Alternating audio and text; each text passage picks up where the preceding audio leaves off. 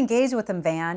Given that it's projected that the gray market consumer spending will reach, and this number just is baffling to me, 20 trillion by 2030. And considering that today's older market is healthier and more active, like we just talked about, what are some thoughtful, strategic approaches that you recommend to nonprofits, specifically those looking to really want to be able to engage and connect with this gray market?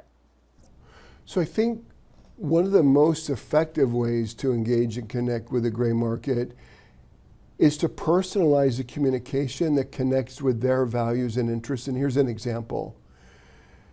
If my wife and I are interested in the Atlanta Rescue Mission, there's many aspects of the Atlanta Rescue Mission. There's a food bank, there's a food kitchen, there's meals served every day, there's a clothing pantry, but there's also halfway houses for prisoners that come out of prison. There's a restoration house for women and children that have been battered, and they have 30 days to stay there. They can take up to 125 women. Well, if you know that I'm interested in protecting women and children, when you send your communication to me, talk to me about that.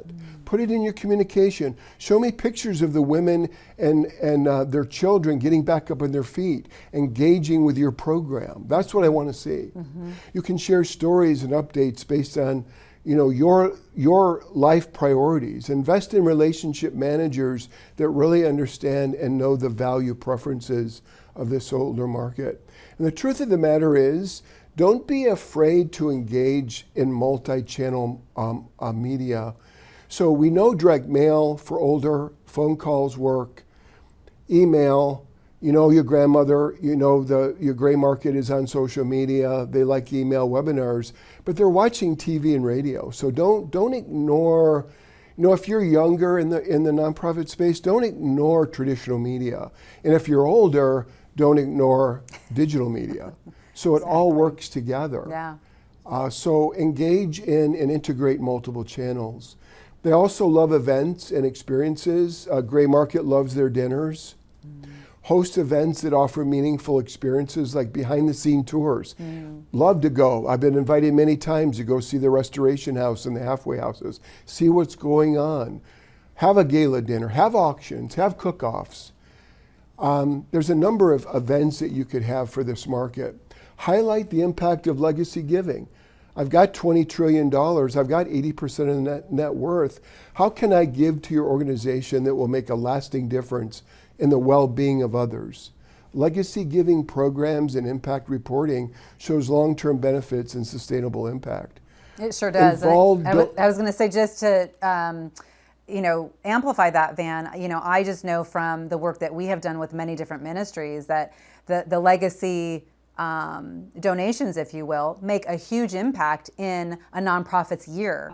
So the year can be flat. Absolutely. And then because you've invested and you've communicated with this donor for all these years and they pass on, or something happens in their family, you're not forgotten as that nonprofit that has touched their life. So that's a great point. Yeah. That's a great point. That's exactly right.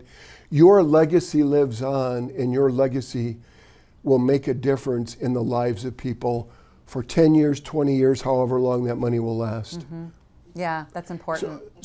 So I think the last one is that donors want to get involved in decision making in your organization.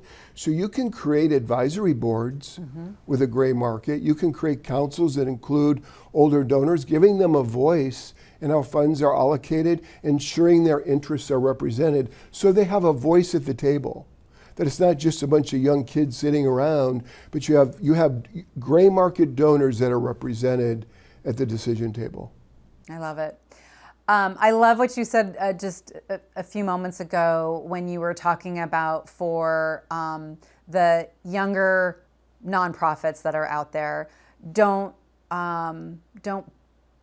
just only focus on digital, that there's traditional heritage media out there that has worked for years and years. For years. And we see it continue to work, but also for those that are the older, if you will, in tenure, nonprofits that just because you might not know how to do social media doesn't mean, or digital media, doesn't mean that you shouldn't put your toe in the water. So it's like those worlds are converging, and when those worlds converge, you can really see major impact to your Absolutely donations right. bottom Yes. line.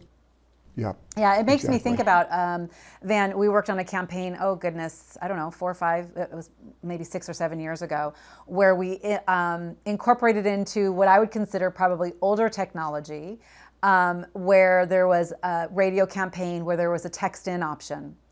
And in that text-in option, you have the ability to drive people to the different segments, and that's what you were talking about a little while ago. If you have a food pantry or if you have an event coming up. So in that one interaction, using this older technology through text messaging, you can get that potential donor interested in the different components of your nonprofit.